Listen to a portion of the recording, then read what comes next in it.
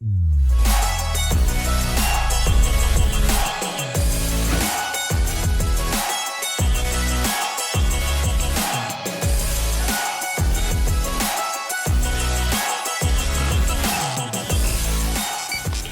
right, everybody, welcome back to the What's Next podcast. I'm your host, Levi Casada, and you know what? I'm a little nervous today, and I don't know why. Well, maybe it's because we took a little time off.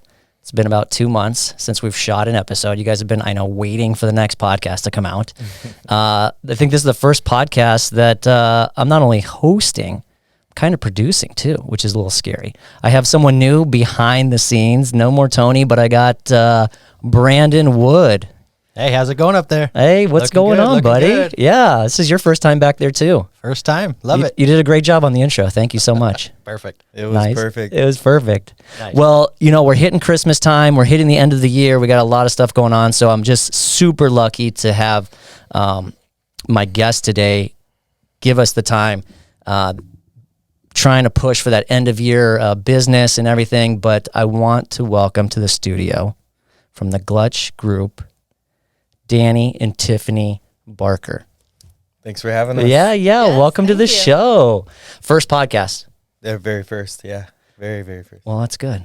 Low expectations. then Yeah. today. Yeah, all right. Yeah. I remember years ago, my brother did like the Business Bros. And I was like, that's interesting.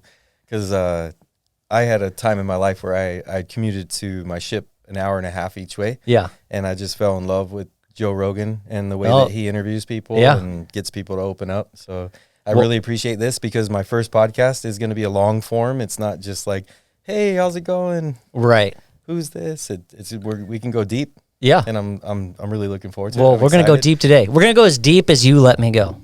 Well, hey, whoa. Well, it might be. Sorry. The restrictor might actually be the wife. Okay. Yeah. And we just talked about it, something that the kids, I wouldn't say in front of the kids. I'm sorry I just said that. I'll let you know if you go too far. Okay, I appreciate right. that. All right. Well, I always like to start the podcast with a little icebreaker. You guys ready? Would you rathers? Okay. This is partner edition. Okay. Are you ready? Yeah. Okay. Here we go.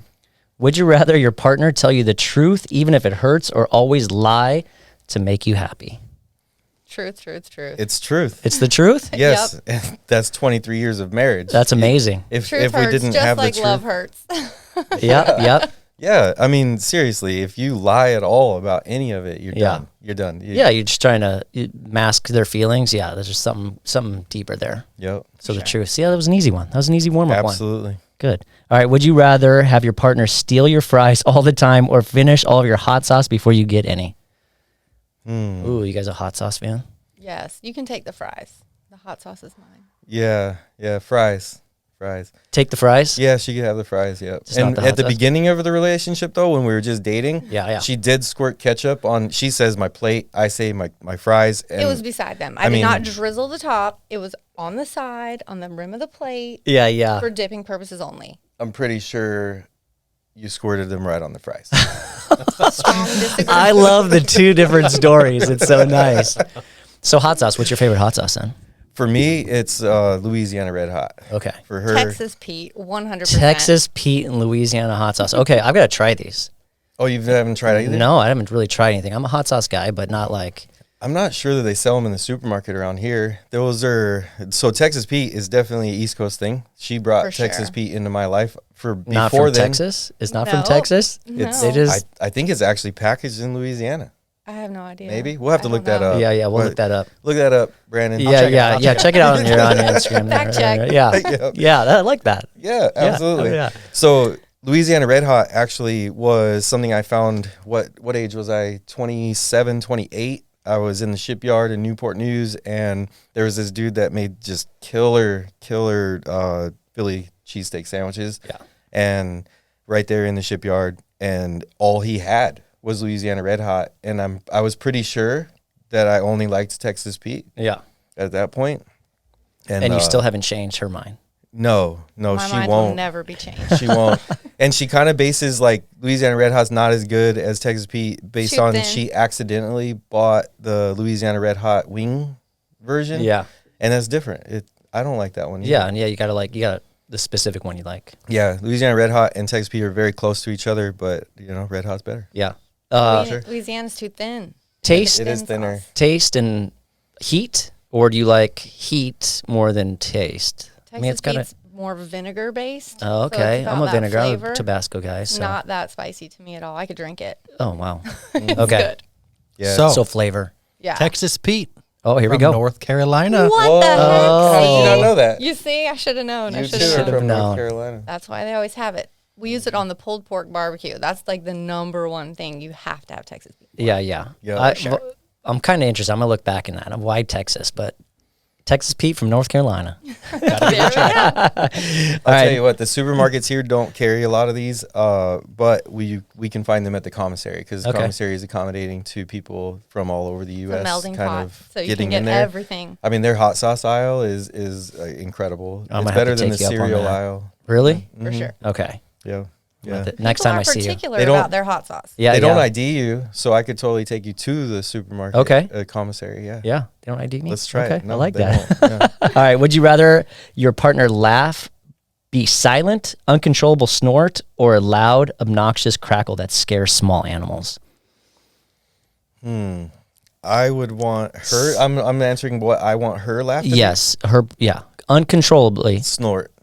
or laugh. Yeah, yeah. Yeah, I want the snort. You want the Because uncontrollable the cackle snort. is annoying and could be embarrassing. Don't want that. And then the silent one, it doesn't make people feel good. I think the snort would actually Just make people feel good. Yeah. That's just weird. It is. Yeah. It presents as fake.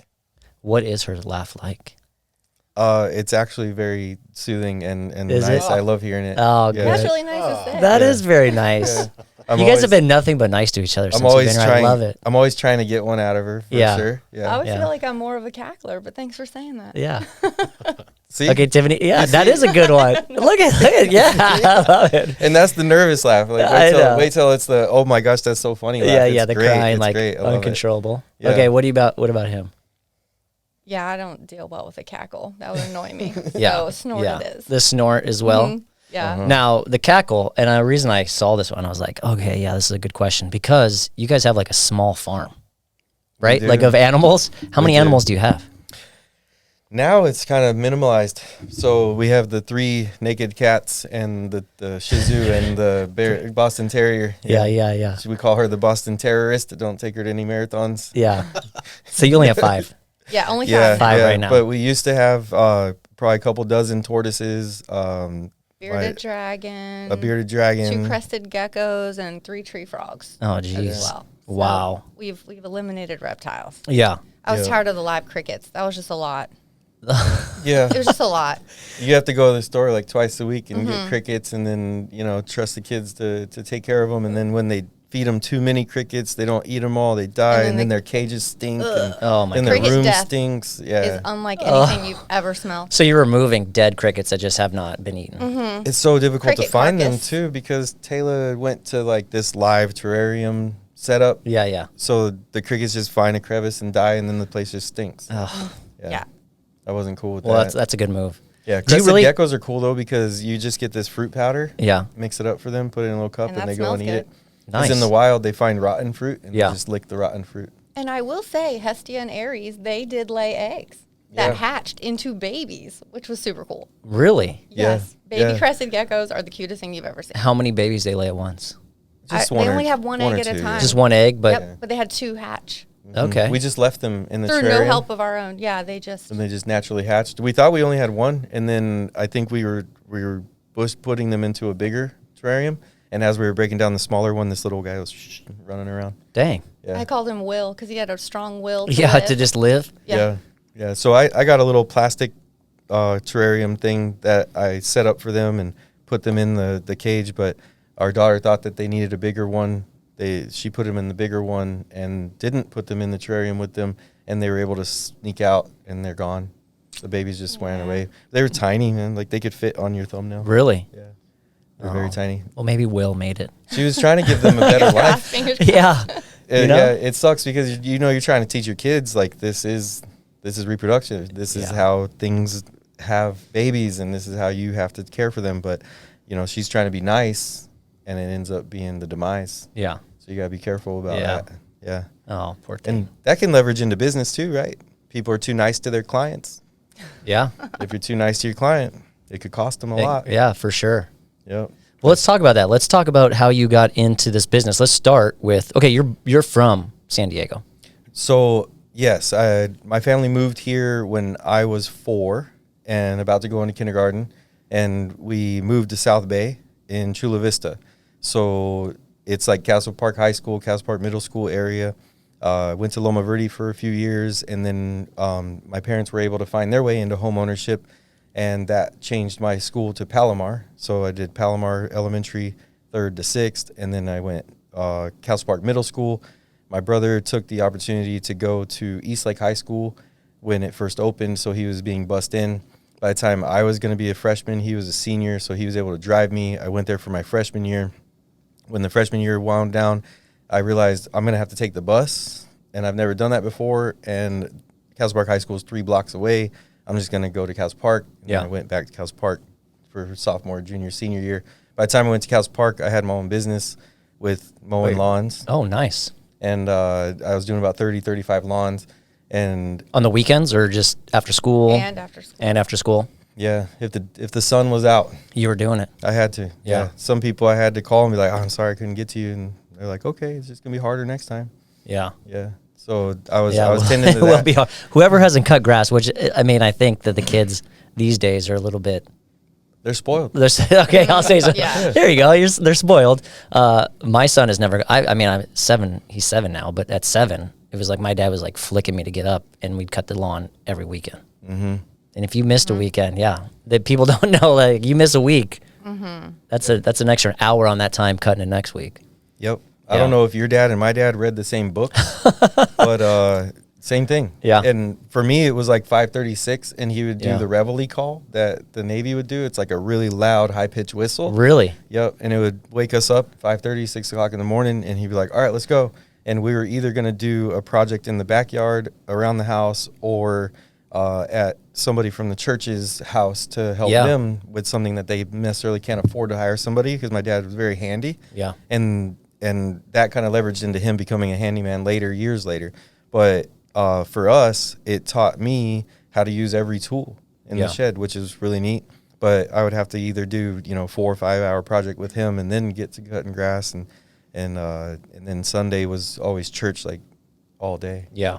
All day church. Well, I can tell you that our children have probably 0 times gotten up to do yard work on a Saturday. That's insane. 100%. So guilty of that as well. Like, again, my friends would spend the night on like maybe Friday night, and I'd wake up on a Saturday morning, and my dad would be like, "Hey, wake up Mike. He's going to help us, or he goes home." Exactly. That's right. And I was like, and I'd give him the ultimatum. Like and I would have to be the one that told him, like, "Hey, bud, so I'm going to go and do yard work. You can help us, or you got to go home." And the next thing he'd call his mom, because he was an only child. So yeah, he was just like, "No, thank you. I'll go home. I don't have to cut lawns at home." So, but yeah, and then when you spend all day, there is nothing more satisfying than being done and having the sun hit you and a grass cut. And it's just, for some reason, that just always satisfied me. Job well done. A job well done. Yeah. And he always took care of me afterwards. Like if I wanted to do something, it wasn't like I was, it was allowance here and there. Yeah. But yeah, I think they had the same handbook. I think every father at that point. My parents would give us like $50 every 2 weeks. Yeah. At a young age, because we were always very like, okay, we'll do it. Okay, we'll do it. We didn't argue. We didn't push back. Like my kids, I can't even get them to pick up the towel. Did you ever do anything inside though? For me, it was like the males always did the outside, and my sister and my mom were always. I was gonna say the same thing. Like my brother was lawn boy. Like that was his job. He did the outside stuff, and I would, do laundry or do the dishes, or clean the kitchen, sweep the floor. Like I did the inside chores for sure. Right. My grandma had all that on lock. Did she? My grandma moved in when I was 8. Yeah. And all the house chores was her. Yeah. Yeah. That's pretty good. And we were spoiled in that way, which is nice. It took me a long time to learn how to do my laundry as an adult. But when we met, he couldn't even do laundry. Yeah. No, like. I taught him. So, so I was in a rush to get out of the house. Yeah. Graduated in June, and I had a spot to go into the Navy in October. In July, I got a call. You want to go to boot camp tomorrow? And this is your senior, after your senior. Yeah, that's right. That's right. So I got the call. Do you want to go to boot camp early? I said yes. And I said, how early? He said tomorrow. And I was like, yeah, sure. I mean, I don't have much going on. And I told my boss, hey, I'm not going to be working anymore. I'm leaving for the Navy tomorrow. and it crushed him. It didn't even register to me. He called me at work. The recruiter called me at work, and I got home, and I told my mom, I was like, hey, so the recruiter called me, and he said that they got a spot for me to go to boot camp tomorrow. My mom fell to the floor. Really? What? I thought I had just 3 more months. Yeah. Oh my God. Like destroyed her. And honestly, like, this makes me sound awful, but I'm going to admit it. It didn't affect me one bit. Yeah. Because my mind was there since January. Right. Like, I was just working towards that. You were just waiting. Yeah. You were waiting for the time. Yes. And you know, it happening that way might have been a blessing in disguise, because leading into 3 months might have, she could have changed your mind. You could have changed your mind. Like, it needed to be job offer exactly, like it was meant to be. So along those lines, maybe that was why I did it, because I'm going to divulge some stuff from their past. When my dad was still in the Navy, my mom and dad met in the Navy. So you chose the Navy. Sorry to interrupt you. Yeah. You chose the Navy because of your father? I did, because there's obviously different branches that you can go off to. I went to all 4 branches. Okay. And the Navy offered me nuclear power. And I was like, crazy. Yeah, it's nuts. It's awesome. I was like, you're going to teach me how a nuclear power plant works when I'm 18 years old. I don't have to go to college. And they were like, well, it's kind of like college, but you get paid. And I was like, well, that's a better deal than my friends are getting. So I chose because of that. Yeah. Had the Army had nuclear power, then I would have chose Army, right? But it was just, to me, I was looking for a technical field and training that I could leverage forever. And honestly, this is going to lead in. So when my dad was still in the Navy, he was being deployed, and my brother didn't deal with it very well. He was 3 years ahead of me, so he was like older, right? A younger kid, they're not fazed by dad being gone. Yeah. Like later on, it kind of shows up, traits and stuff, you know, that dad was absent for, didn't teach that lesson. But the deal was, my brother was throwing such a fit, and he was probably like 13 or 12. And my mom got him to write out on a piece of paper, I will never join the military. And my brother, like, even back then, he has these weird ideas. He went and poked his finger with a needle and made it a blood oath. Really? Yeah. I don't know. He might have watched, what was that? The one where the little boy dies from the bee stings. Oh, my girl. Didn't they do a blood oath? That was spit. Oh, was that spit? Was it spit? I think it was blood. Scab. Yep. Yeah. I think it was blood. I think it was inspired by that. But my mom still has that contract today. Wow. And he never joined the military. No, never. He never even considered it. And she asked me, I remember that day, she was like, oh, look what your brother did. And my brother's like destroyed, you know. And I was like, why would I do that? Yeah. Like, you and dad, you both got your start in the military. Why would I get rid of that? I'm like 10 years old already thinking about it. Right? Yeah. But, you know, I got the entrepreneurial bug when I was a child, and I saw how rewarding it could be to kind of have control of your own stuff. Right. And what ended up being the case is that my mom was very adamant about, she didn't want her boys to just go, right? And I don't know if that turned into accept or reject, where I was like, oh no, to be successful, I have to go. Yeah. Right? So I left, and that was it. And that's why it didn't affect me, because I was so dedicated to it. Yeah, you were ready to go. I mean, the mentality that you had is... So back to the laundry. Bless grandma's heart. Yeah. She never thought, like, maybe I should get these boys to help me so that they learn. Yeah.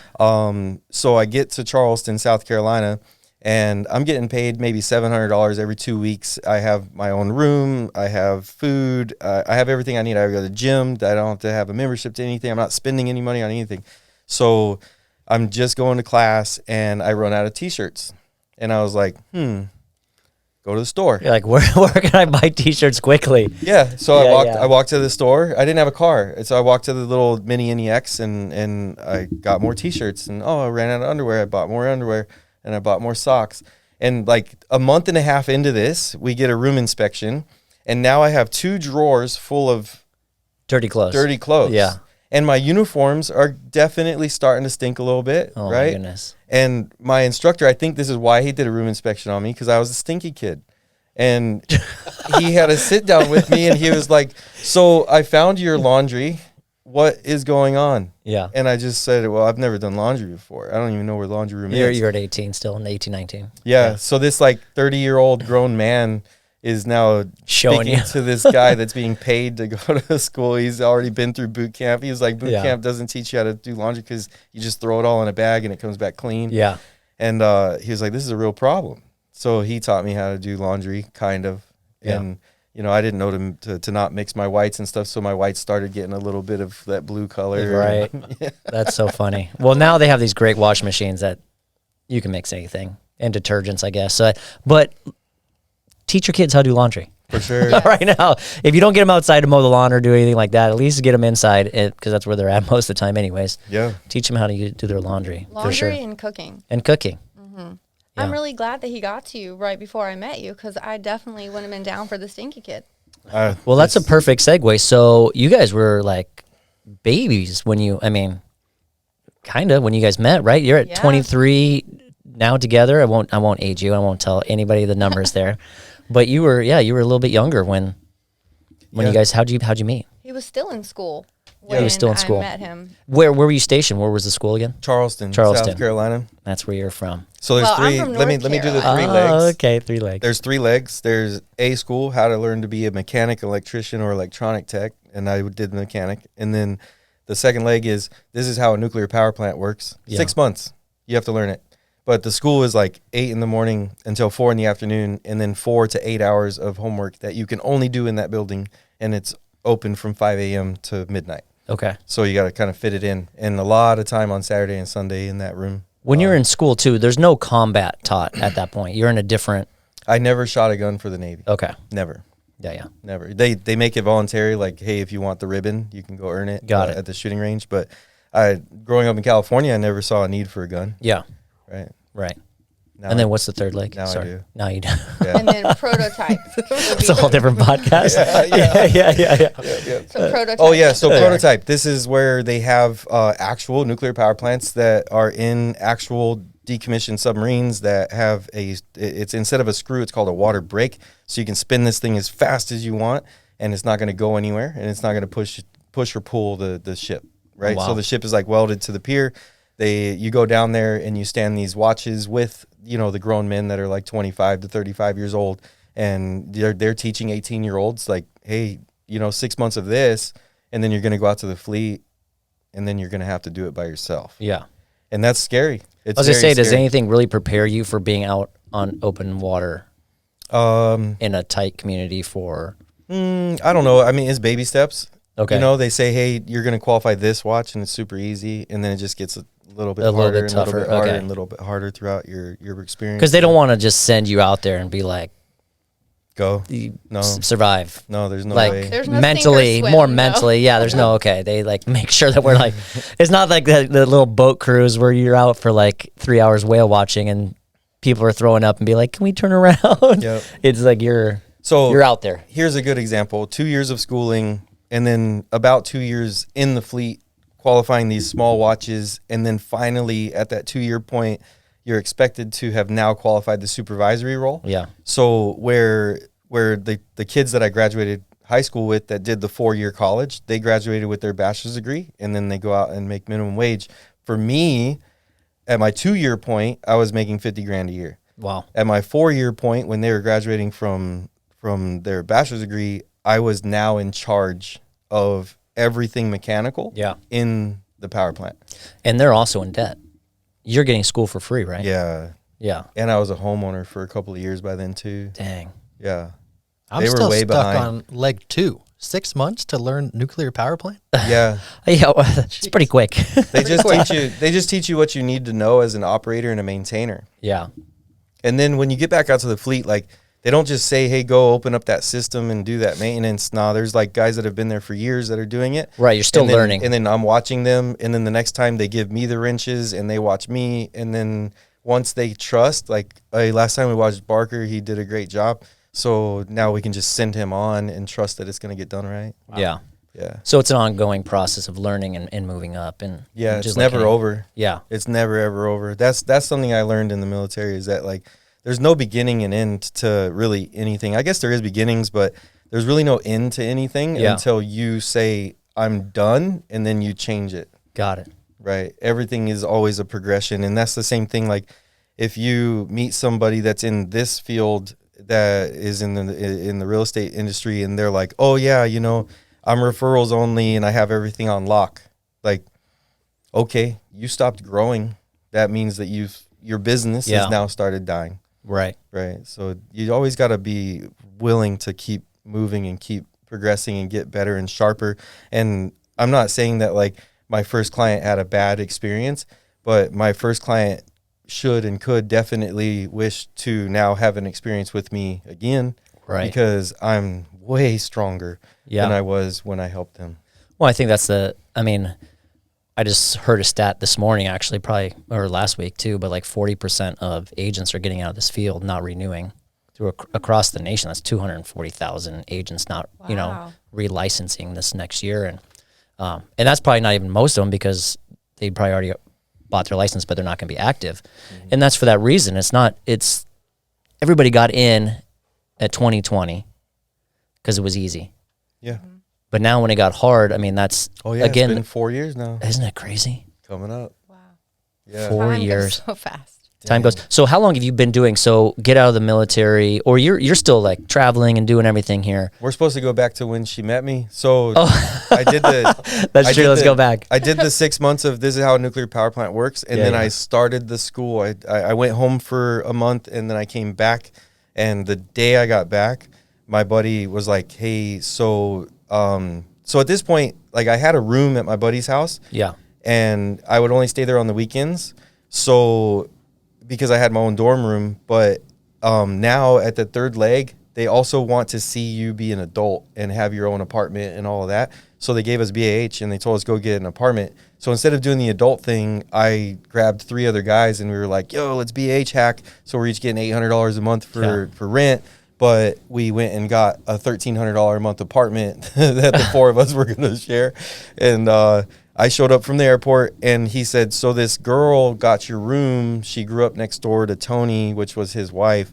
And, she's pretty cool, and I think she's getting gussied up for you. And he was like, but let me tell you, guys tend to throw themselves at her and, go overboard. And he was like, and I've been out with you a bunch. And he was like, I've taught you everything you need to know. Just be polite, be nice, and get in and out of there. Yeah, yeah.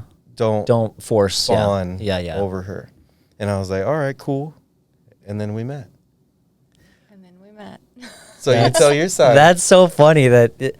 All right, I want to hear all these guys like throwing themselves. Yeah. Coming from San Diego, I would not go that far. I would not say those things. I arrived in Charleston on Wednesday, and then Danny got there on Sunday, and they picked him up from the airport, stopped by the house, and I may or may not have put forth slightly more effort than usual. Now, have you seen a picture of him before this, or are you just going off of what people are saying? I don't recall.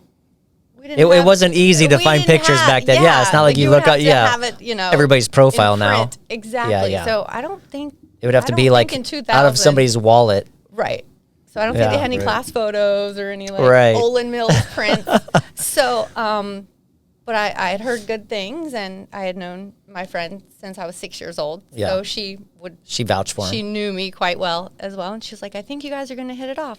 So he shows up, and he just ignored me. Oh, which I did not appreciate.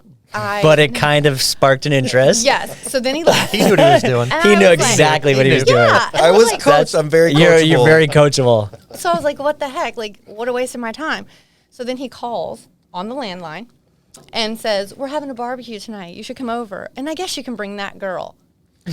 That's awesome. So I'm that girl. Not awesome, but this is like 101 of how to. Yes. Because in his mind, he's still like, oh, man, I hope she takes this bait because I'm throwing as much as I can at it. He was chumming the water. 100%. Like, hard. He's just as much as he can. Exactly. But playing it cool. That's how we got to, he was trying. I would have been destroyed. It didn't right? work. Yeah.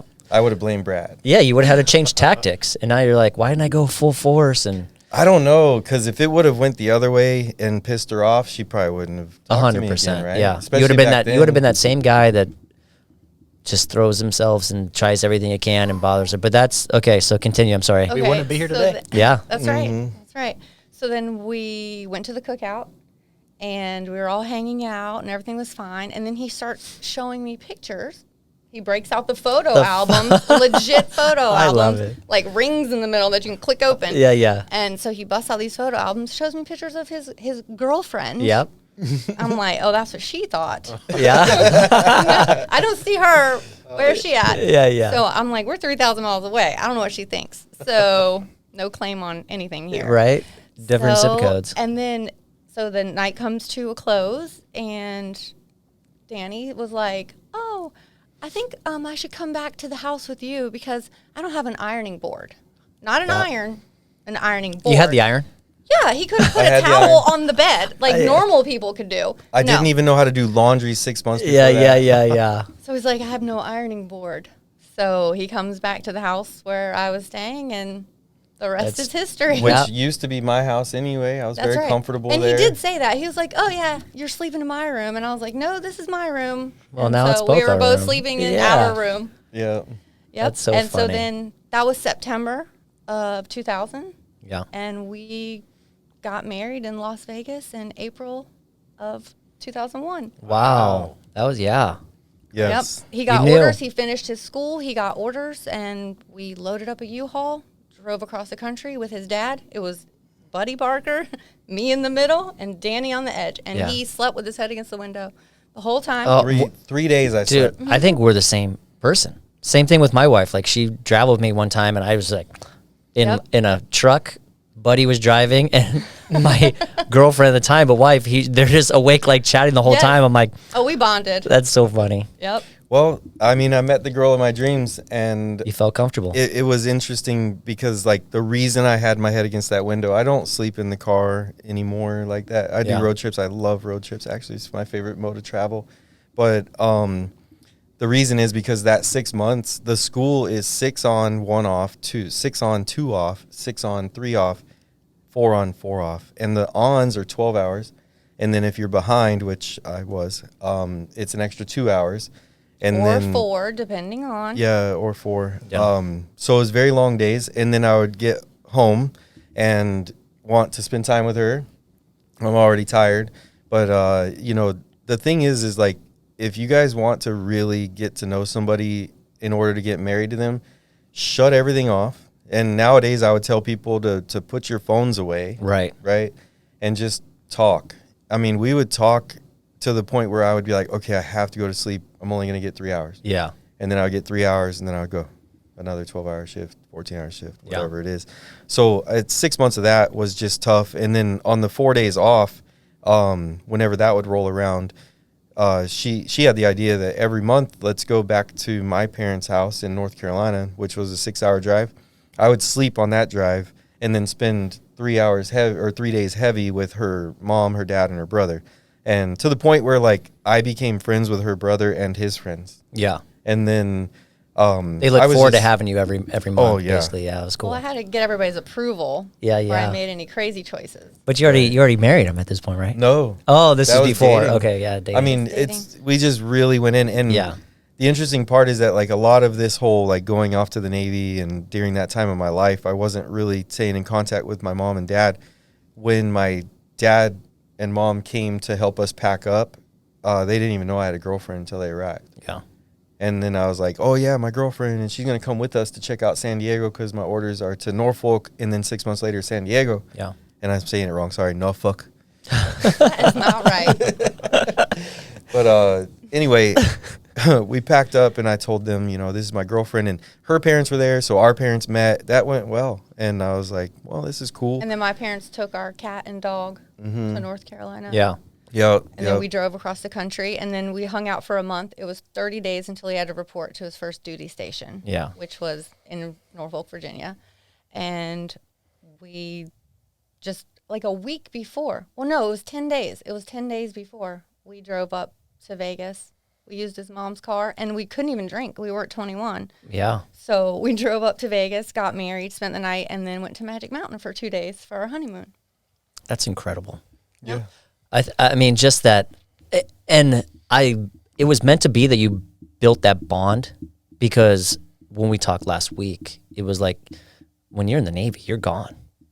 Yeah. You know, and you're not like gone to where you're like, let me pick up a phone anytime I can, or screen time, or see each other at that time. So, you know, you're building your life together, and to get married after that short time really says something about how powerful your bond was between you two. So that's amazing. Yeah, and you don't see it these days. So we were in Virginia. We had only 6 months to be in Virginia before the ship sailed around the southern port. Where did it sail around? Around South America. It was okay. Yeah. So around South America. So that he went all the way over here to San Diego. Well, I drove with my mom and my cat, and we drove all the way across country. I visited California with him, but I had never driven on a California freeway. Yeah. So that was a bit sketchy coming in. Yeah, especially if you're not used to freeways or. I was not ready. The fastest speed limit in my town is 45. Yeah. So it was culture shock for sure. So we drove in, and we drove straight to his parents' house, and we stayed there, my mom and I and the cat, about, I'm going to say we made it like 4 days before I was like, let's go house shopping. Yeah. And I was just going to rent an apartment. That was the plan. I was just going to find something. And I showed up at the place, and Mr. Ben Rodriguez, he was like the president of the association. He was also selling off a bunch of condos. Yeah. And he was like, you could just buy a house, you know. And I was gonna say, what's the experience with your first time home buying? Yeah. So I was like, well, Ben, I don't know if I should just buy a house. I'm only 19. Yeah. I don't know what I'm doing. And he was like, oh, you're good. Just give me a deposit. I was like, okay. He was like, you can stay in this 1 bedroom and get comfortable until Danny gets home. And then I'll sell you this 2 bedroom over here. And just give me $500 as a deposit. And I was like, okay. So then Danny got one of those rare opportunities where he could actually call me, and he hit me up, and I was like, hey babe, I found us a house. I bought it. And he was like, oh my God, you got scammed. Yeah. Like, you gave $500 to who? Yeah. Staying like, where? He was like, you're insane. And I was like, well, how's he tricking me? I already live here. And he was like, oh, okay. I thought you were staying with my parents. Yeah. And I was like, I no. thought we were going to BH hack. You know, BH at that time was like $1,300 a month. No, he was going to be a hack. I was going to have my own house. Right. So I went and got it. And he got Was home. it all legit? Oh, yeah. Yeah. He came home 2 months later, signed the papers, and that's when we purchased our first house. Why can't it be this easy now? It closed It literally is, though. It is, if you have the right people. If you're in the military. Oh, really? It's a 0 down, right? You take a little bit higher of an interest rate, which we know. Now I know that that's what happened. Yeah. 0 out of pocket. Done. Yeah. Give me $500. So Let's we go. closed. We got the $500 back. That's amazing. Yeah. Did you love the place? You got home, liked it, approved, all good? We made it our own. It was 600 square feet, 636 square feet total. So it was teeny tiny. Yeah. And we purchased it for like 70 grand, I want to say, which was, that seemed like a lot to us. But 2 years later, we sold that one for 150. Yeah. And then that's when the real estate bug really hit us. The lady who sold our house, her name was Donna. She operated down in Chula Vista, more like Bonita area. And we met her through a really close family friend of ours. And she said, you guys are awesome. And you've already bought houses and you're so young. You should be real estate agents too. Wow. And so I was like, well, maybe. So she bought me books and I did everything. I did all of the stuff. And it was time to take the state exam. Danny got orders. And we left. Oh. Well, she got pregnant, and I had another deployment coming up, and the deployment would have made it to where I would miss the birth of our son, or I could take orders to shore duty and be around. Yeah. And we went to Florida, did a recruiting, and I think that's where Danny really got a lot of the skills that are helping us today. Yeah. Let's talk about the little recruiting, because we were talking out there a little bit, but we were talking about cold calling. Yeah. So recruiting's cool. Because she was pregnant and because first one. Yes, first one. Yeah. And I was kind of short timing. Short timing means you're at the end of your tour at this ship.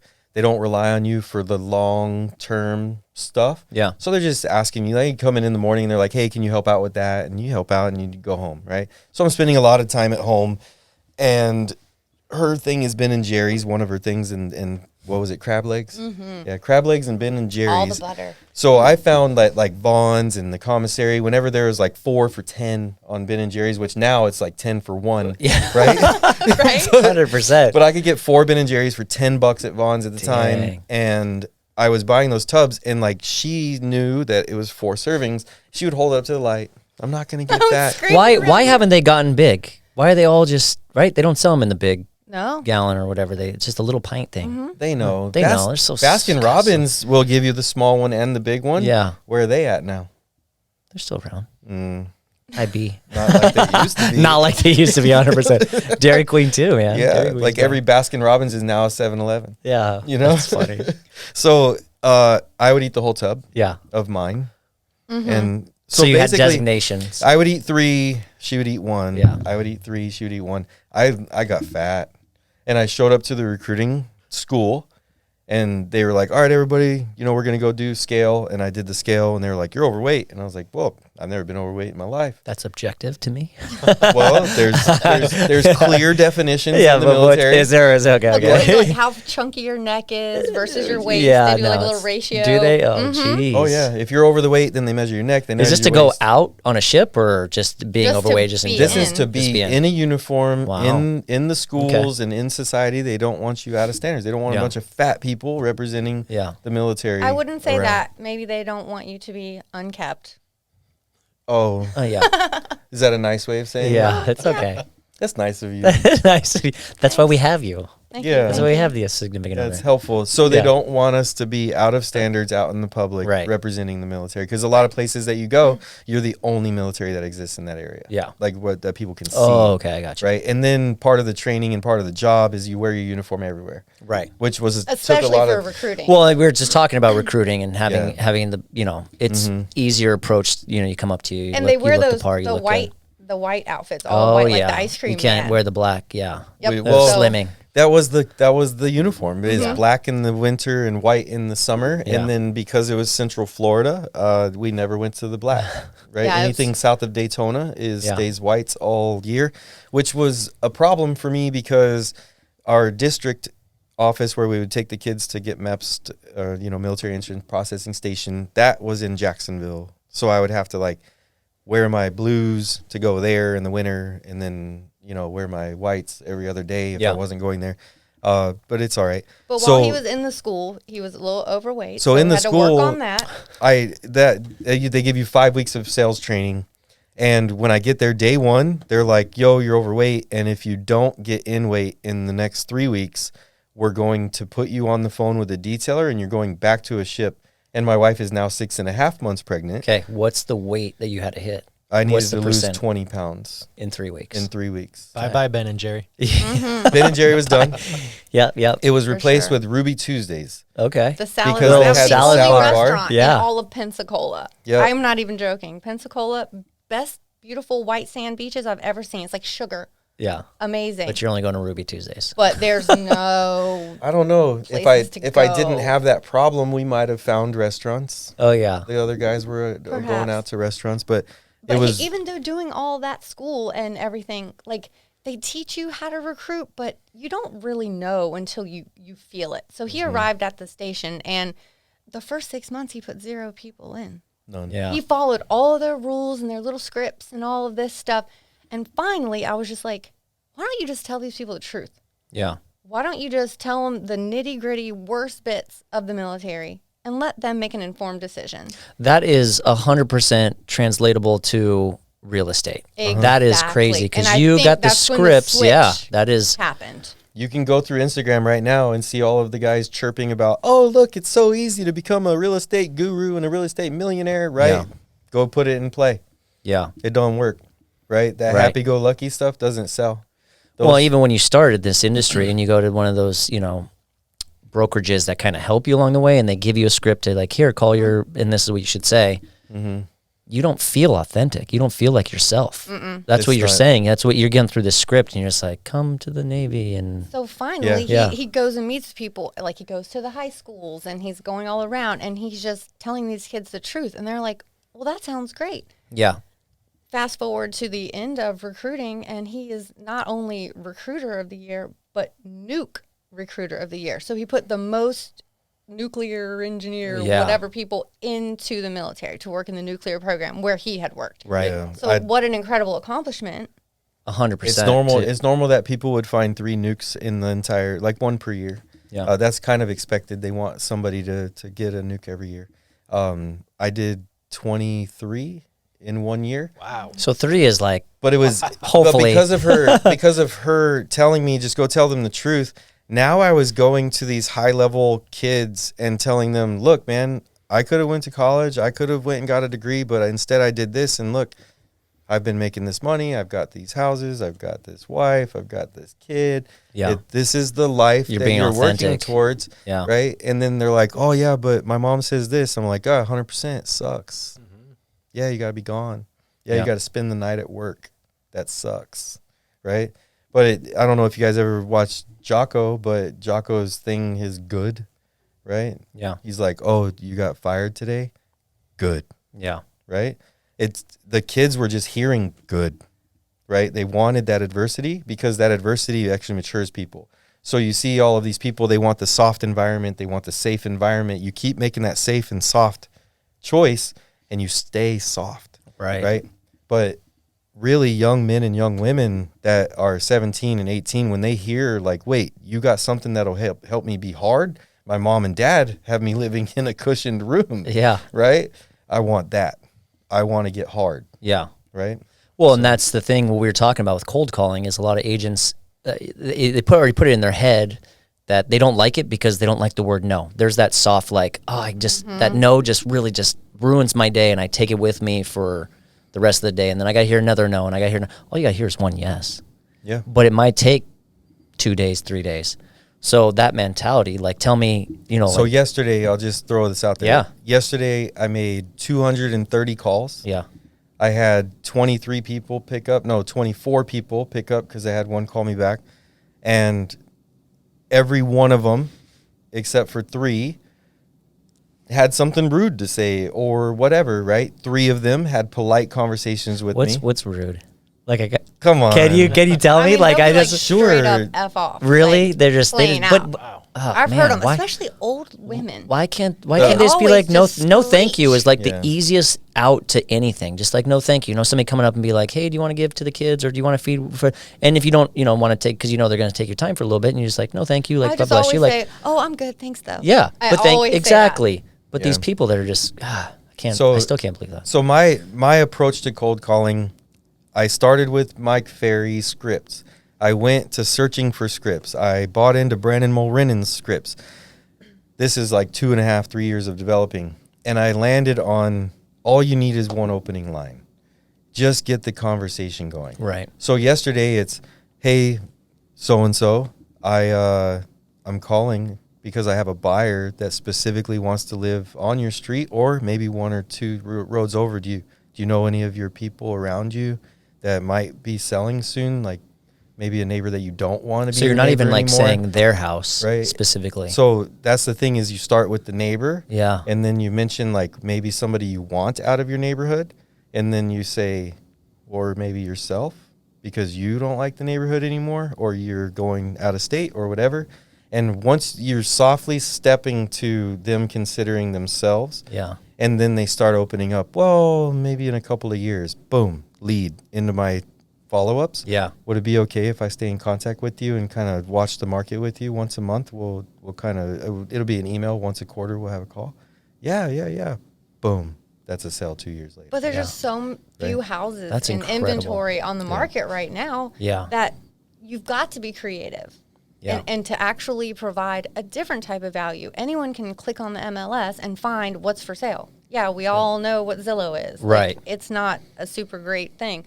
But if you can actually think outside the box and find another way to help your clients reach their goal, I mean, that's providing unique value. Yeah. And I really think that's what makes people say, okay, this guy's willing to go above and beyond Right. to help me get what I want. So why wouldn't I hire him? 100%. And you were even saying that like if you have like a client that wants that specific neighborhood, you're like done calling everybody in that area and surrounding that area. Yeah. I got you. So he wants 4 bedrooms, 2.5 baths. This Yeah. is yesterday. He wants 4 bedrooms, 2.5 baths. And I got one. And she's like, oh, yeah, you know, I was going to sell in December, which is now. Yeah. But New York deal is pushing me back. And I'm like, okay. I mean, but we can still, like, put you two together, right? Yeah. Oh, yeah, I have a realtor. And I'm like, cool. What's their contact information? Da-da-da-da. All right, if it's okay with you, I would like to continue this conversation with her because you're represented. It would be illegal for me to continue on. Right. And she's like, oh, my gosh, you're so – the integrity. Yep, cool. And then I just picked up the conversation with the lady, and as of this morning, we're going to do pictures first, and then if they like the pictures, then we can get them into the house, and if we like the house, then we can make an offer, and then we can put the deal together so that everybody wins. And she never has to go on the market. It's not going to be tons of people traipsing through your house and always having to make sure it's tidy for weeks and weeks. Yeah. So otherwise, this guy, I met him because I'm on a team that has a deal with Zillow that when people click on Zillow trusts the team to take the buyers and find them what they want and put the deal together, right? What I add to this team, what they love and what they are very much looking forward to is that I can now take the buyers that there's just nothing on the market for them, and I can not make something sell, not make someone sell. That's not the point of my cold calling. I'm not trying to convince anything to do anything that I don't want to do. So it's just finding the next person that's just not on the market yet and getting ahead of it. Yeah. So now our buyer is positioned in a way that he now has months to consider whether he likes this house or not. Yeah. He's already kind of all in on it, wants to move forward, but now he has time to really digest it. Right. And he's going to have a better experience. But yeah, I'm back to the Zillow stuff and Realtor.com and all of these things. The agents, especially the ones that are new to the field, they should pick up the phone and just have these conversations. Yeah. Right. And they don't know what to say. They don't know how to do it. I can help. I will help. Just give me a call and we can set something up. But the real thing is that you're providing the real service. What Zillow's service is providing is they take and let people see what's on the MLS without having to have a relationship with a realtor yet. And then what's their goal is to then make you have a relationship with a realtor, because who pays Zillow's bills? The realtors? Yeah. Yeah. When I was young and Donna was saying, hey, you should be a realtor, one of the first things I told her is this new Zillow thing, this was 2003? 2003. They go back that far? 2003, 2004. Yeah. Wow. Well, I got very interested. Yeah. I found them. 2004, I was like, hey. It's during the boom. Yeah. Okay. Right? So we're in our second house because I remember being upstairs and telling her, hey, this Zillow thing, I don't know if realtors are going to be a thing anymore. And now, 20 years later, Zillow cannot exist without realtors. Right. We are literally their income. Yeah. 100%. We pay them to meet you. Yeah. Right. So it's interesting to me that like people still think that. Yeah. That. Well, I feel like the talks have died down a little bit more. Mm-hmm. I mean, now that I'm in this industry, it's been 3 years that I just kind of jumped into this, but yeah, right when I got in 3 years ago, when everything was like, well, it's all changing, it's going to be so much easier without agents. I'm like, and now that I'm like, I guess like 40th people I've sat down and talked to, but like everybody is just, you can't do it without people like you. Yeah. Zillow is not going to pick up the phone and call and put, and going back to that, you calling, I'm a big believer, and I don't know, there's not religion behind it, but like just the universe being in the right spot at the right time, you being there at the right time. And well, I saw a photo really quick off the subject. Did your kid almost get in a car accident?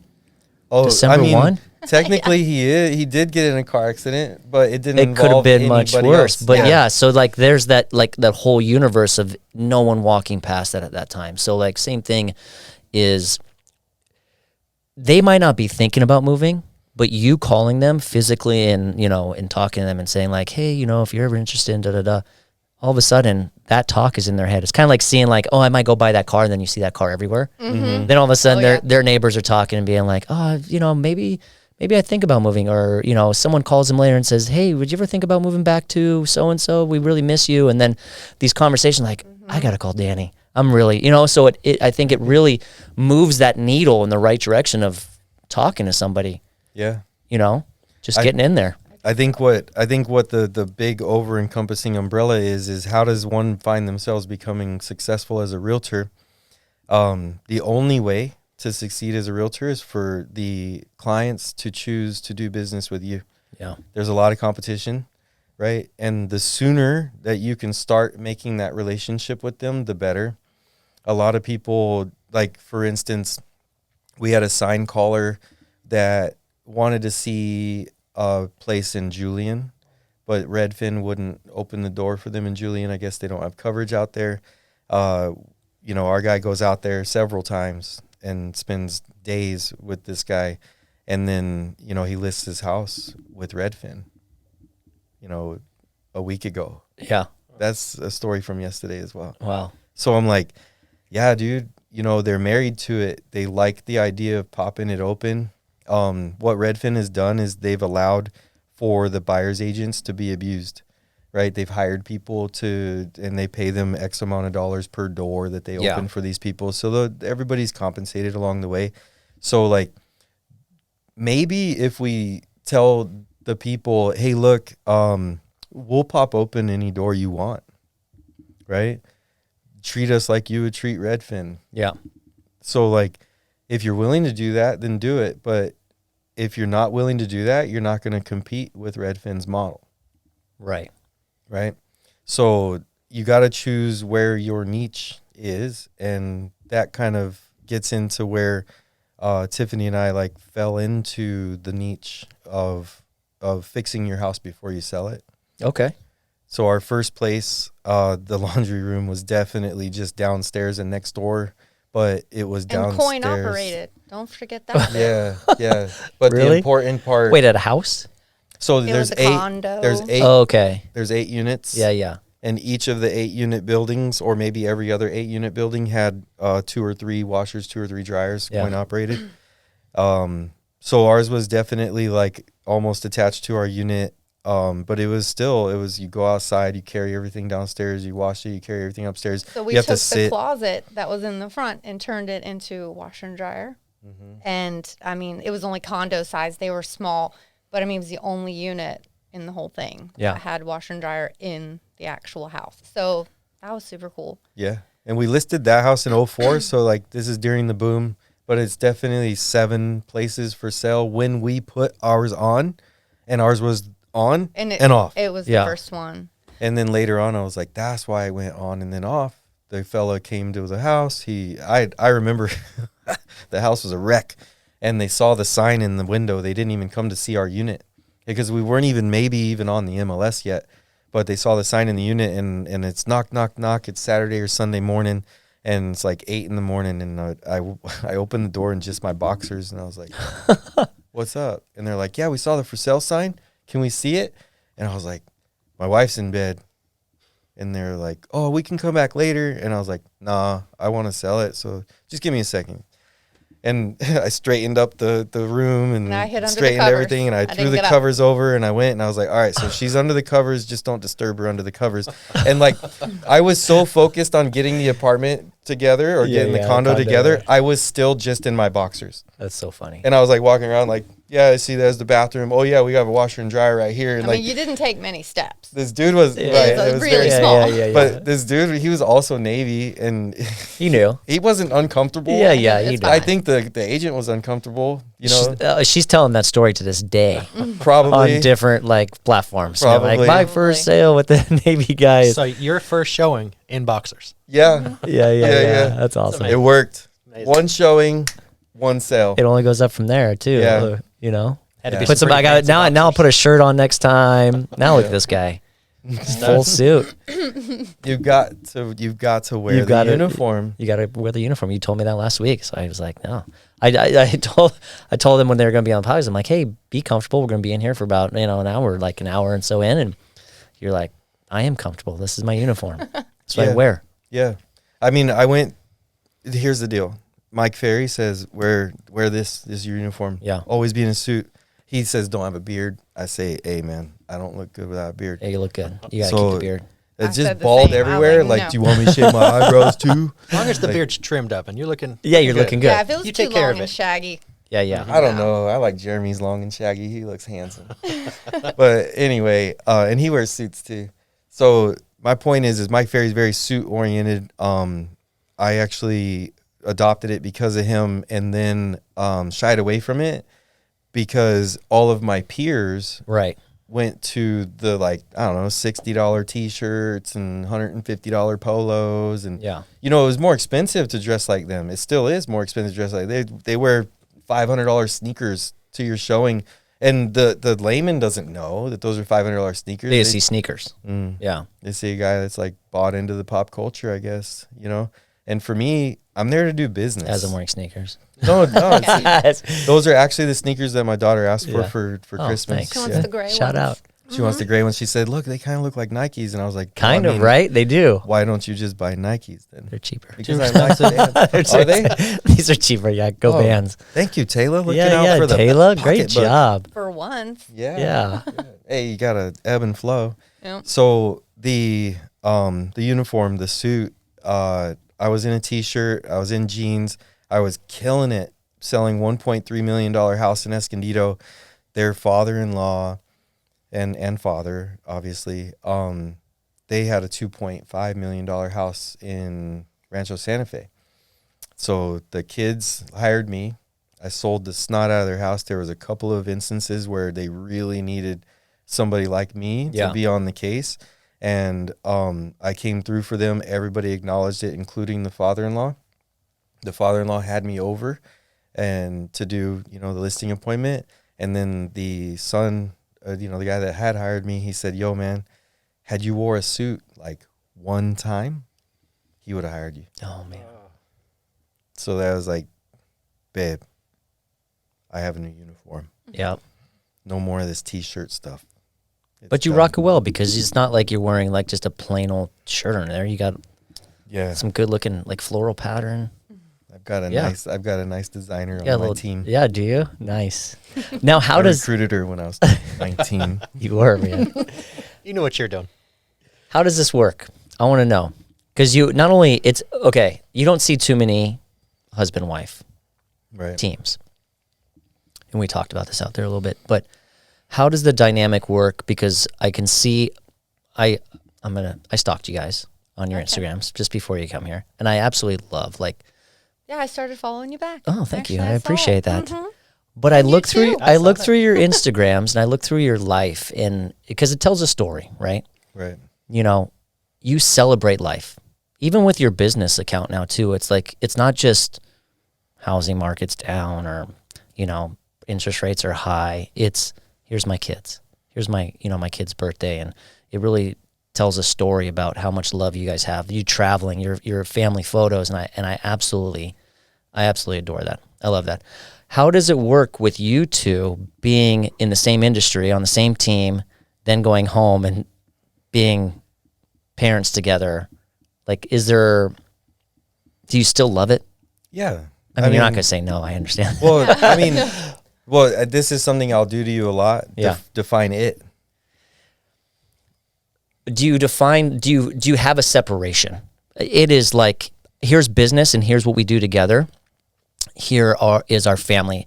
But how do you take it, which is what you do together, business-wise, make a living, provide, not take it home and spend time with your kids like you do so well and enjoy the downtime? I think it's always on. I think there is no separation between any part in our life. I think it's one big smoosh. I think that, Danny's kind of the front man. He's the one, he likes to talk the most. Does he? He has the most to say. So, he's usually out there and he's doing the bulk of the work.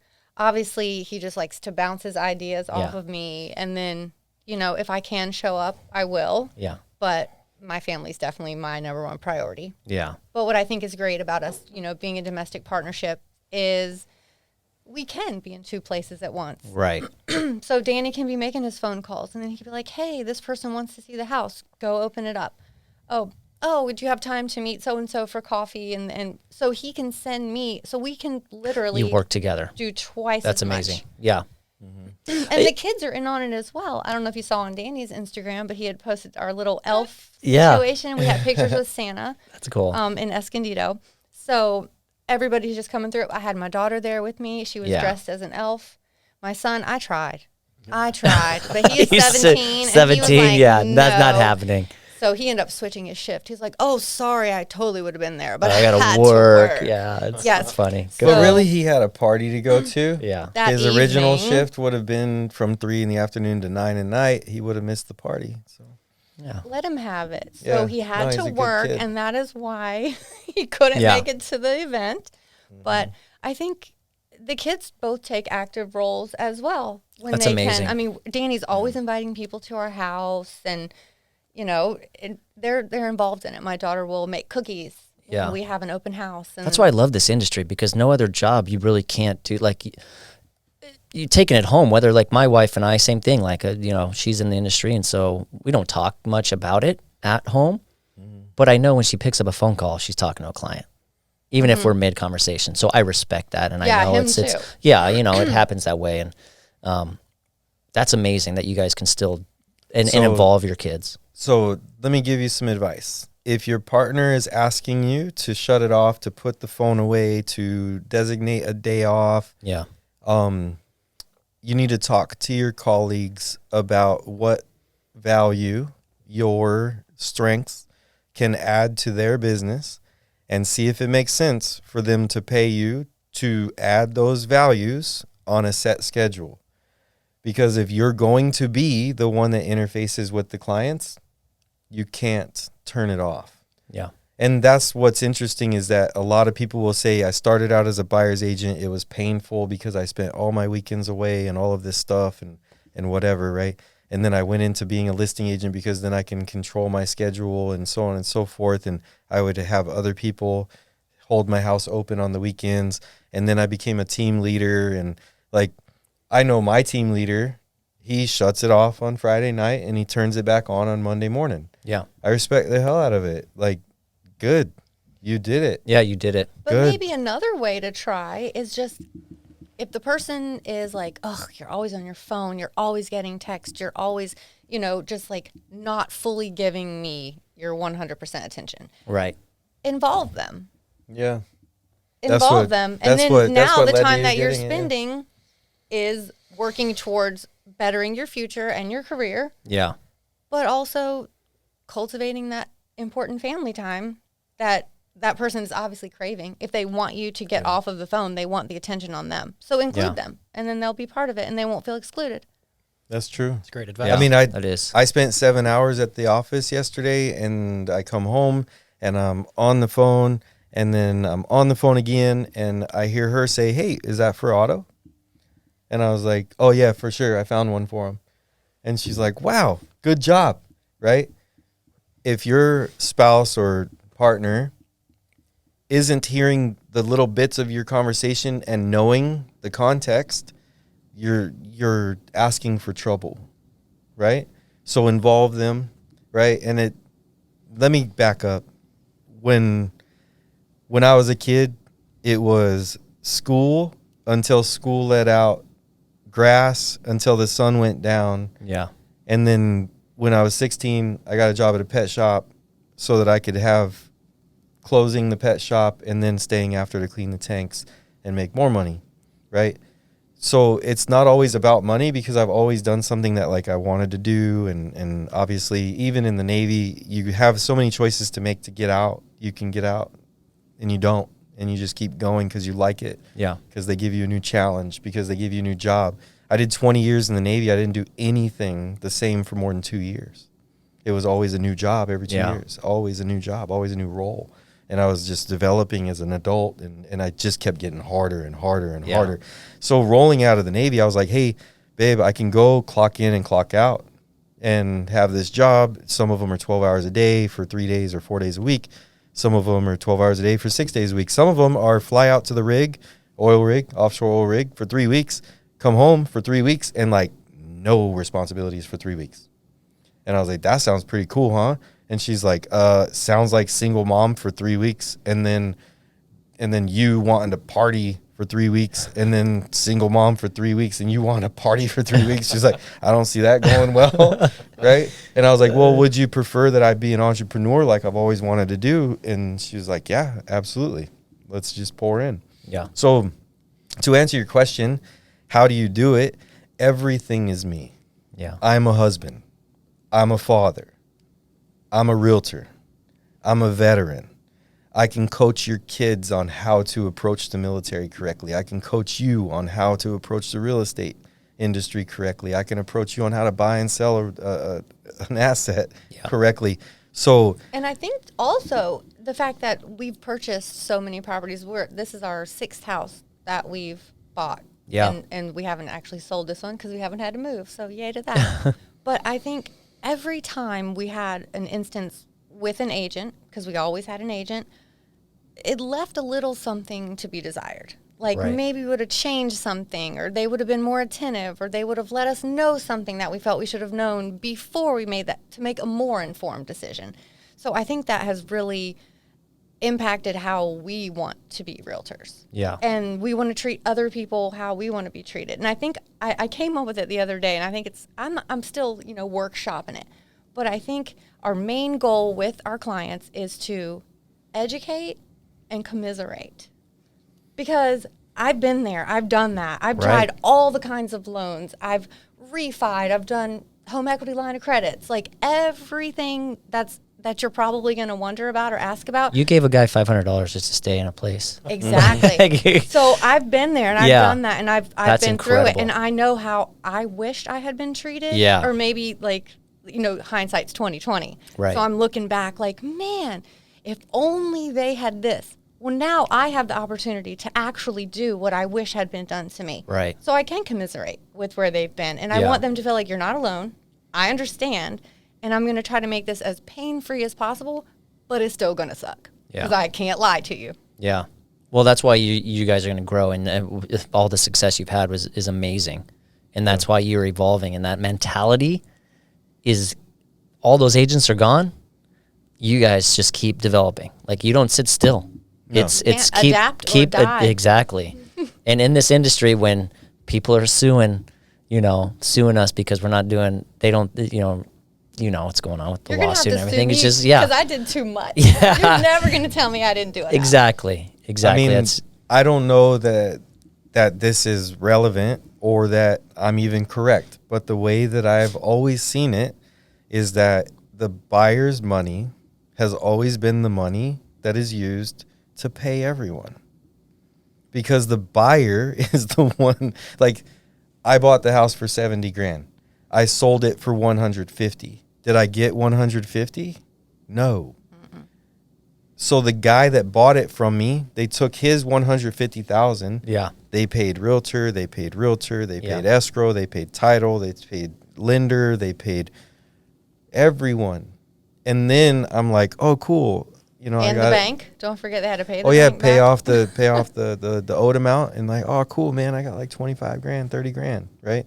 I mean, it still felt good. It felt really good. But like, why would I now go back and be like, oh, I shouldn't have had to pay the buyer's agent? Like, I mean, really though? Yeah. Like, as a seller, I didn't pay the buyer's agent. The buyer paid my agent. Why should he have to pay my agent, right?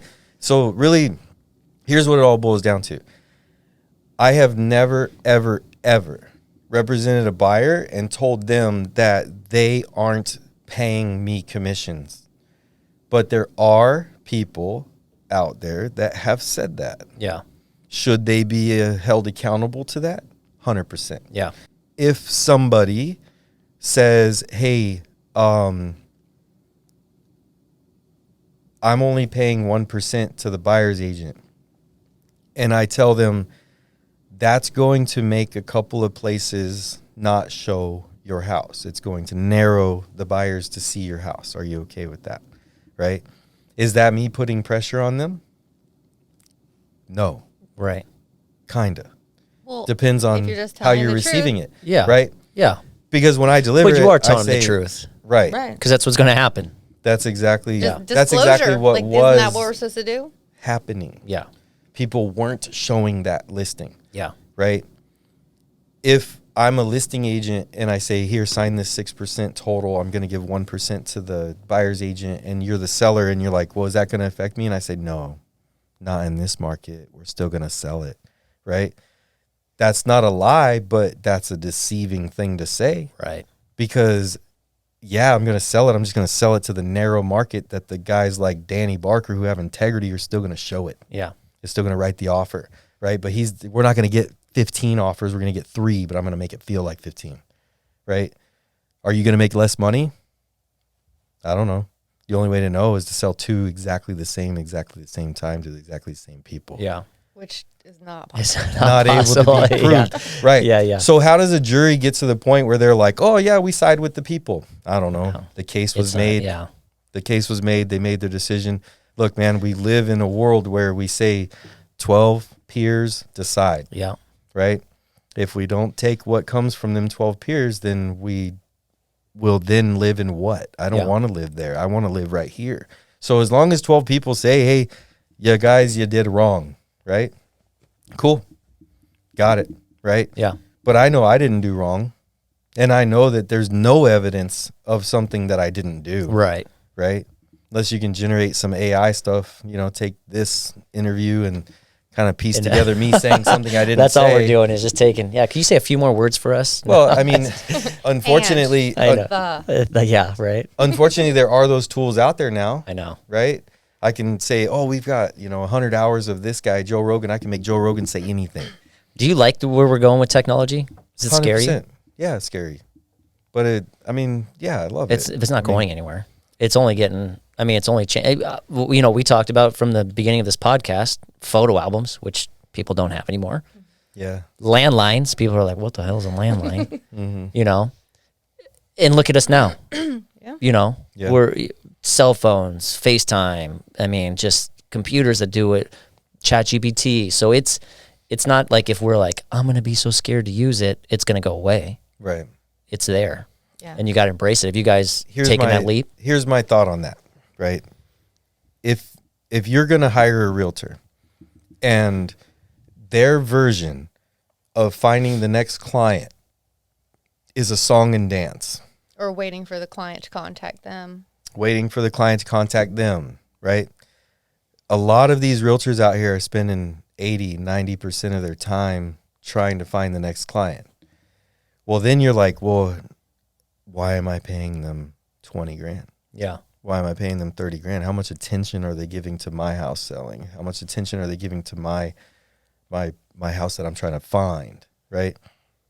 Well, that's the thing, is that they're not. They're really just going after your 20 or 30 grand, and then they're looking for their next 20 or 30 grand. Yeah. While they got you in contract, right? That's not me. I think you should use the technology and social media and all of that as a tool to help your clients get what they're looking for. Right. But it definitely doesn't take the place of it. Right. Right. It's just another tool. It's another tool in your tool belt. Like I can do this. I can do what every other person does, which is, like you said, the song and dance, which, yeah, but this is what I provide that's better than that. Like, we want to go and find the people that are going to buy your house. We want to have different ways to contact. You're not waiting for clients. a DM because you posted their house exactly today and be or like, because oh, I no. flossed in your living room. Suddenly you're going. Yeah. throwing him under the bus. No. We didn't say about that. anyone in specific. Yeah, You know. Shit, you're the We one all shouting know. out We names. all know. I don't. Yeah. I don't know anyone. I'm just saying I've seen videos on social media where people Flossing. Yeah, In every room. yeah. And so On I'm the like, bed. Is that the new okay. trend? No, it's the old. one guy did it Old. and it was viral and then everybody started doing it. I don't know. But I'm just saying, like, how does that I saw make you him a do better agent? What kind of Yeah. value does that really Right. prove that you have as an Yeah. individual? And I think that's what's going to set you apart. Why would anyone hire you Yeah. versus any other Tom, Dick, and Harry? Well, and that's why I like what I saw with you guys with your social media. You're doing it the right way. I've said this multiple times on this platform, but it is. You're not just separating your business and your life, because for you two, it's always together. We talked about, like, how do you do it? Well, it's because it's always together. We do it together. We do it together as a family. We do it together as a partnership. We do it together as a married couple. And it's our lifestyle. It's your lifestyle, and you express it that way, which I love. Yeah, I mean, because that's that's genuine. I want to be authentic. That's genuinely authentic. I love fugazi. it. Yeah, no fugazi. Yeah, and like to be real about it, a few years into this, it made me uncomfortable when my son says, well, after high school, I think I'm just going to join dad in real estate. And I'm like, I think you should not. Really? You should do whatever makes you happy. If you come back to this, then but is he making that decision on his own? I don't think so. I think that it was because we were living it. And what he sees. We are living it. And he was inside of that bubble. And and he just thought, well, that's what the natural thing is to do. But don't make the decisions in the good times, because there's always the roller coaster. Yeah, for sure. 100%. I mean, I'm not necessarily worried about that as much as I'm just like, I much prefer for a real estate professional to have life experience before they become a real estate professional, right? I don't necessarily have anything against the guys that are like, I'm 23 years in the business, and I'm like, but we're the same age. So you started when you were 19, huh? Like, who trusted you at 19? Yeah. Who paid you friends, $20,000 family to represent them as a buyer? That's a lot. But you got to learn somewhere, I get it. But you shouldn't learn on people. Yeah. That are paying full price. Well, here's the thing with that. You're hoping that as an industry, I hope we're getting better at it, because anybody can get their license, and then you get your license and you go and help somebody with the biggest purchase of their life. You're like, what? Yeah. How do I sign a contract? How do I, there's stuff. I know there's going to be some different things out there to help people with that, but yeah, it's the right brokerages you line yourself with. Hopefully, you're giving you the right team. It's in lining yourself with the right team. Right. I would give advice if you're young and you're doing this, I wouldn't go out on your own. And I think that's what a lot of people are trying to do. I mean, like, I can sell real estate on my own. And how ridiculous is that?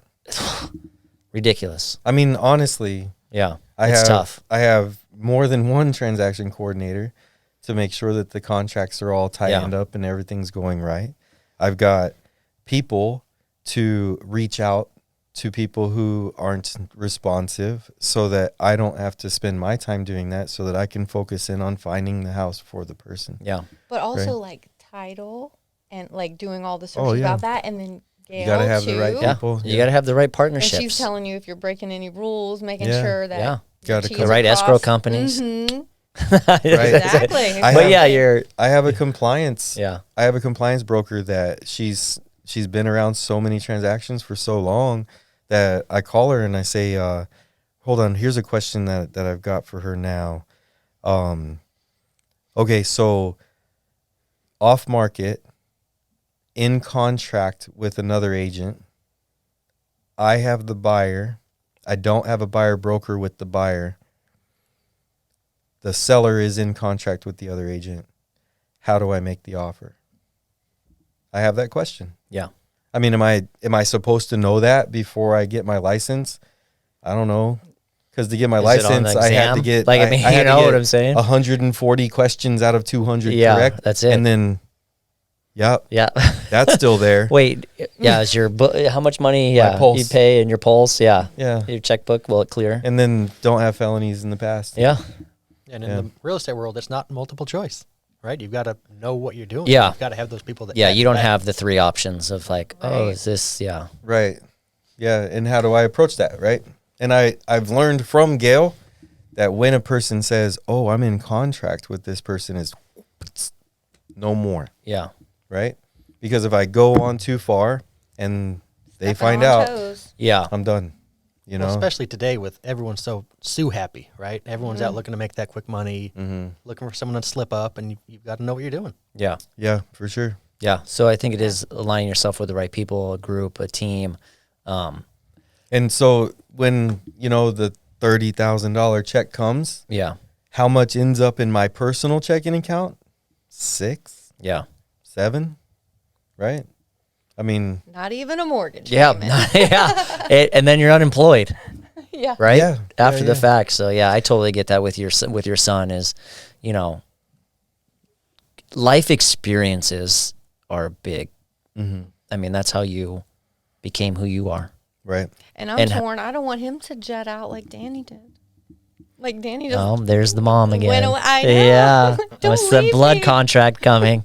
No, I will never I'm blood just kidding. contract him. I'm just kidding. But Yeah. I'm That's thinking not- maybe Yeah. I would like to entice him to maybe not go so far. Yeah. It's always, Yeah. Oh, poor baby. He's right around the corner, too. I know. God bless the Calvet program. Let's keep that one going, guys, please. You know, kids' college is paid Yeah. That's amazing. That's huge. if they go in state. If he goes out of state, then he's got the GI Bill. Yeah. Yep. But then he's spending it, and then Taylor doesn't get to use it. I don't know. We'll see. In state. Let's keep him in state. I'm. Close Here's the thing. by. Yeah. If they You can want, go to SDSU. It's not even that far. You can commute and you can stay right in your lovely Yeah. room. Mom will do laundry. Sounds like a good mama. Bring know- it home. Bring Yeah. it to me. I'll do it. Yeah, do the laundry. I love Anything it. to keep him. Oh. but you've also taught him how to do laundry, so that's good. That's right. Yeah. He could do it on his own, but why would he want to if he has me? Yeah. Right. That's awesome. Well, you guys got a beautiful family. Thank And it's Thank been you. a pleasure sitting down and chatting with you. We got to do this again for sure. Because there's a lot. I know I'm pick your brain. Thank you for having us. Yeah. For sure. I know we've been talking for a long time, but I like to also finish the sentence.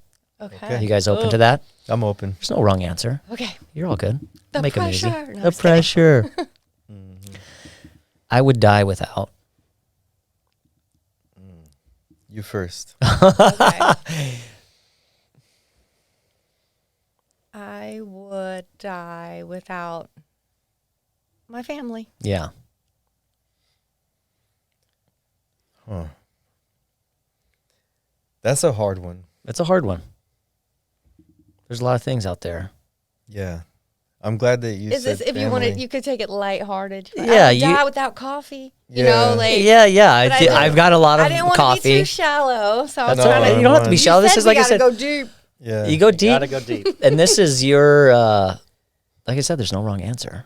It's what she's not going to be mad at you. She said Yeah. family. I She think covered you- that. I think you would die without. I know. I should have you guys Hold answer on. for each other. Let me get this word out. Okay. Cognition. I would die without cognition.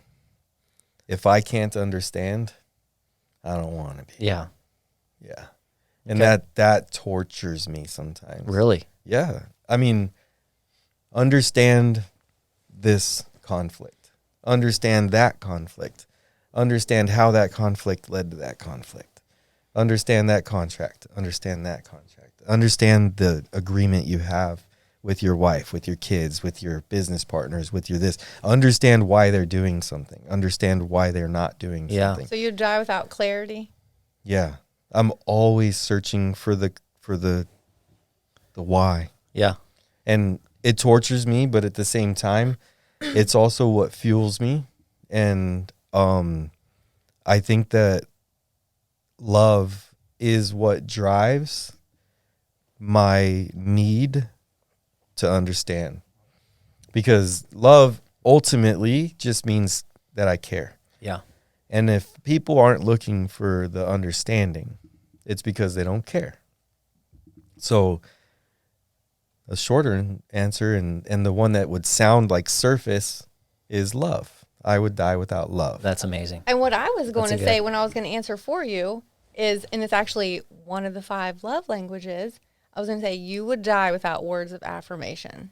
100%. You would shrivel up and die. I think 100%. all males out there that have a significant other would die. And I feel like that's not brought up enough. So is that your love language? Words of affirmation? Yes. For me, number Oh my one love gosh. language. Yeah. I like all 5. Yeah. We all like all 5. If I could have all 5, yeah. Gifts are good. Yeah. Yeah. I like gifts. I'm definitely more quality time. Yeah. Yeah. For sure.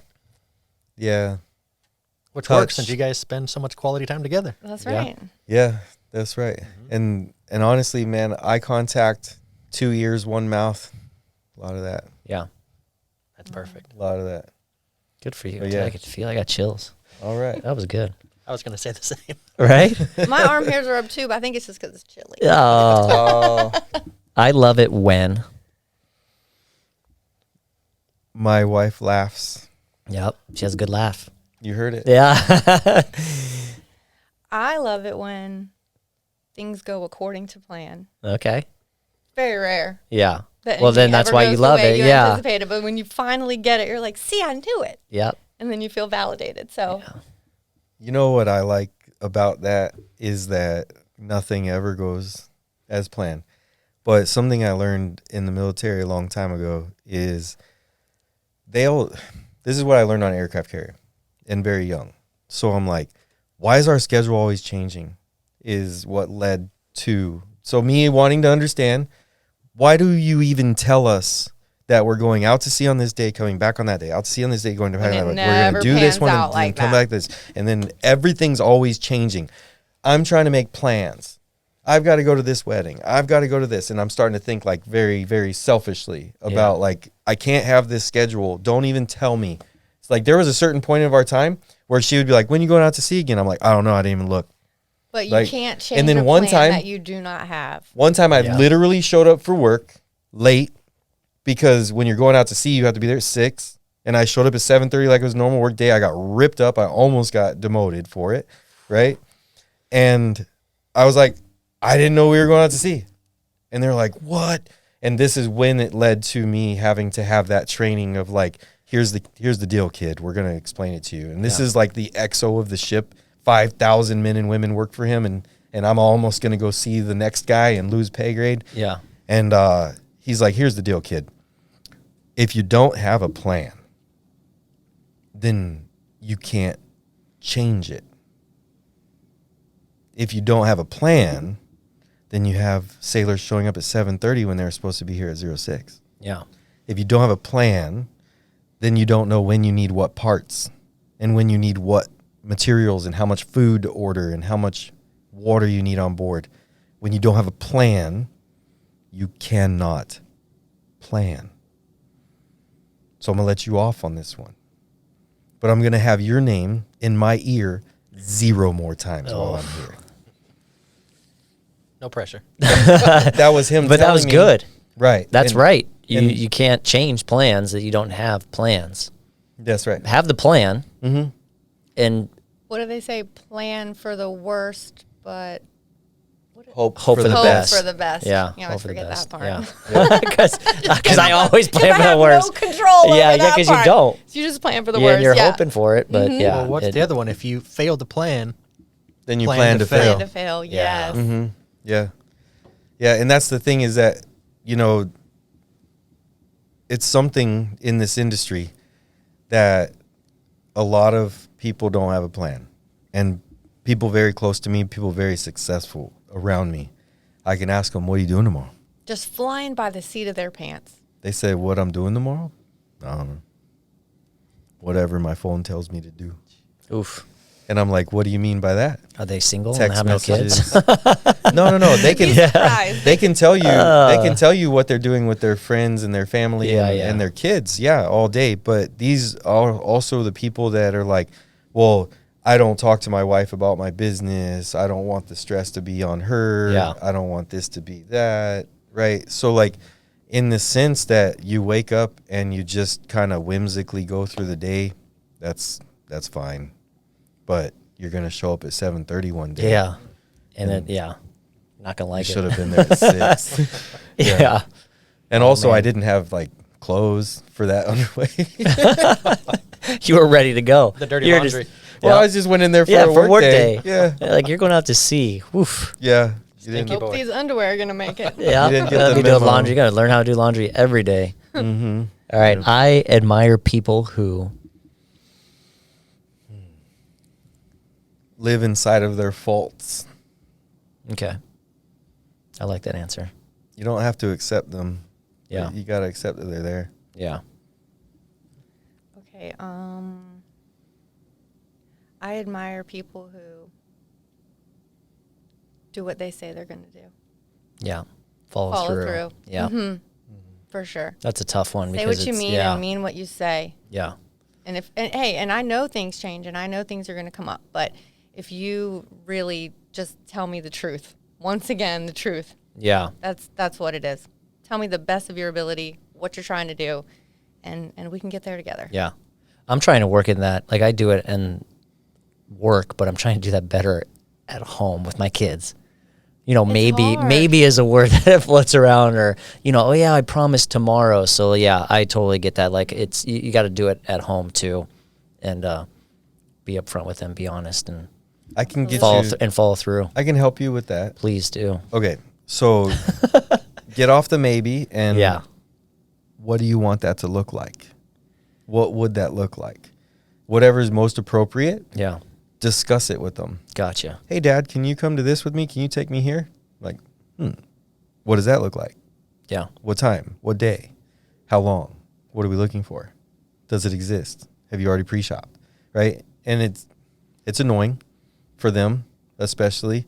But they're like, never mind. But you're now. I'm gonna ask Mom. Lucky. Yeah.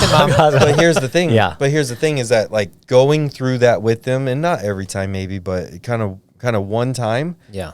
They're gonna be like, dang, Dad's busy. Yeah. Or it also shows that you're invested instead of just the maybe and, like, you know, talk to me tomorrow or later or something. Let's make a plan. There. Yeah, that's cool. Even if it has to change, right? Yeah. Make the plan. Full circle. I love that. Yeah, I love that. Yeah. Make the plan. Mm-hmm. Change it later. And that's the thing is that, you know, I'm telling people, I'm writing a handwritten note yesterday. 20 houses. This guy wants one of 20 houses. Like, these 2 blocks, that's it. Okay, cool. Last one sold 3 years ago. Okay. So that's good. That's actually a good they thing, love this community. right? Yeah. And the 6 conversations I've had just calling that neighborhood was, we're here forever. Yeah, of course, everybody is. And I wrote a handwritten note, even to the ones that told me you're here forever. And I just said, hey, I've got this client. He really wants to live on this block or this block. Please give me a call so that we can discuss what it would look like for you to sell this address to them. Right? I didn't say, would you sell it?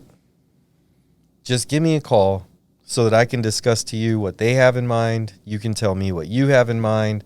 Let's get to the point where this is what it looks like. Because here's the deal. You don't need the house on Springflower Drive, right, or Summer Blossom Lane forever, right? Somewhere someone's going to get that house, whether it's because you died or because you sold it, right? And then when you die, sorry to tell you this, California moms and dads, 87% of the time your children are just going to sell your house. And if you didn't keep the house up, it's going to go to an investor. Yeah. They're going to give it away. It's going to be $400,000, $500,000, $600,000 less than it's worth. You'll have worked your whole life to give that house to your kids, and they're going to fight over the money, no matter what. Yep. I don't know what to do instead, right? But if that's not what you want, then make sure that you call a guy like me, have the house maintained well. It's always ready to sell well. At least we can make sure that it's not going to go to an investor at $300,000 to $600,000 less than it's worth. At least we can make sure that all of the money goes to your family, right? And I'm more than willing to have that relationship with you, right? It's my life, my entire life. Yeah. From the time I got out of the Navy until the time I die, yeah, I'll be in this industry, and I love it. That's cool. Danny's a long game. Long game. The long game. Guy. Yeah, he's gonna change the game. That's what I love about it. Like, just sitting here listening to you. I mean, we met last week. We haven't had this conversation. Just like listening to this, it's incredible. It's hey man, buy it, maintain it, yeah, and sell it. Keep pushing. Yeah, keep changing. Yeah, I love it. Adapt or die. Adapt or die. And always have a plan. Yeah. What does that look like? What's that look like? Well, tell everybody your plan. Oh, well, I want to thank you again. Thank you for taking time out. I know it's with everything that's going on, and you're pushing, like I said, for the end of the year. Everybody, happy holidays and everything. But you got kids, and you got to probably go pick them up here in a little bit. But let everybody know where they can reach you. All right, so you can call me 760-497-9964. That's not my work number. That's not my personal number. They both mean the same to me. 760-497-9964 anytime. Call, text, whatever. If you want to do some research on me, you can Google Danny Barker Realtor. You can go to DannyBarkerRealtor.com. If you want to talk to any of my past clients, just text me over, hey, man, give me a past client that's done this. And then I'll text you over their contact. Most of them are willing to talk to you. If you call one and they don't want to talk to you, please circle back. Let me know to stop sharing their info. I love that. I love that. Yeah. But I'm a big believer in, like, when I do well for you and stay in contact with you and we have a relationship, we're going to do great business inside of that. I get it that you might already have a relationship with a realtor. You might not necessarily be represented well by them. I'm always willing to share. Like I said, $30,000 check, 3, 4, 5, 6, 7,000, depending on what's going on, comes to my household. You can always go co-broker. You can always go co-list. You can always go co-buyer broker. Your realtors don't want to tell you that because they don't want to share. But at the end of the day, the bigger the team you got, the better you're going to be represented. And I'm open to business, period. And personal relationships come with it. Yep. Right. Just a shout out real quick. Thank you, Tiffany, for opening up our home. Thank you for showing up today. For 4 years, I've been begging her to get on camera with me. And today's the day that she did it. Well, thank you for sharing that. That's amazing. Thank you for coming, Tiffany. Thank you, Danny. That's been amazing. Yeah. I'm just blessed. I would like to have more relationships with more people inside of the real estate industry. Whether you're a professional or you're going to be a client, I'm here for you, and find me. Awesome. Well, I'm glad we found you, and be on the lookout. He's going to start his own podcast soon. We're going to get that up and rolling for you. Help you out there. Right here in this room. Yeah. Let's do it. So again, thank you guys for watching. You can find us for the audio version, you can find us on Spotify, iHeart, iTunes, all the major platforms. We're on YouTube, so go and subscribe, ring that bell, let us know that you like this episode, be informed that for the next episode. And then Instagram, the What's Next Pod. Come and find us, comment, we're out there. So thanks for watching. Hoorah, go Navy. Hoorah. Take us out.